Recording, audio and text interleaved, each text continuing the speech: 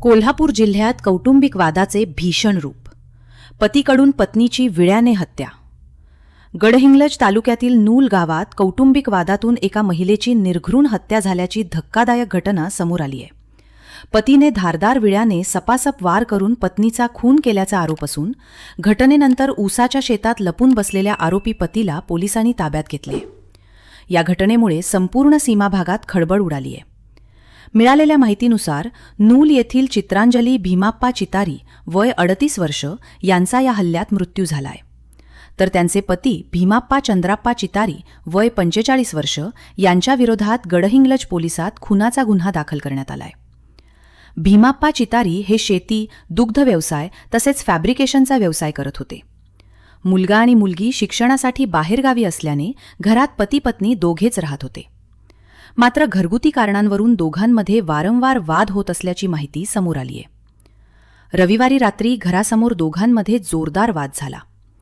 या वादाचे रूपांतर हिंसाचारात झाले आणि संतापाच्या भरात भीमाप्पा यांनी पत्नीवर धारदार विळ्याने मानेवर, खांद्यावर आणि हातावर वार केल्याचा आरोप आहे. गंभीर जखमी झालेल्या चित्रांजली रस्त्यावर कोसळल्या. त्यांचा आरडाओरडा ऐकून परिसरातील नागरिक घटनास्थळी धावले. त्यानंतर पोलीस पाटील परशुराम सरनाईक यांना माहिती देण्यात आली. दरम्यान घटना घडल्यानंतर आरोपी भीमाप्पा ऊसाच्या शेतात जाऊन लपून बसला होता.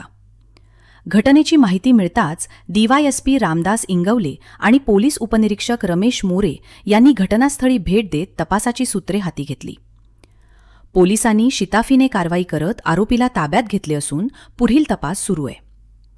दरम्यान घटनेच्या वेळी परिसरातील वीज पुरवठा खंडित झाल्याने गल्लीत अंधार होता. तसेच पती पत्नीमध्ये नेहमीच वाद होत असल्याने सुरुवातीला शेजाऱ्यांनीही या घटनेकडे दुर्लक्ष केल्याचे सांगितले जात आहे.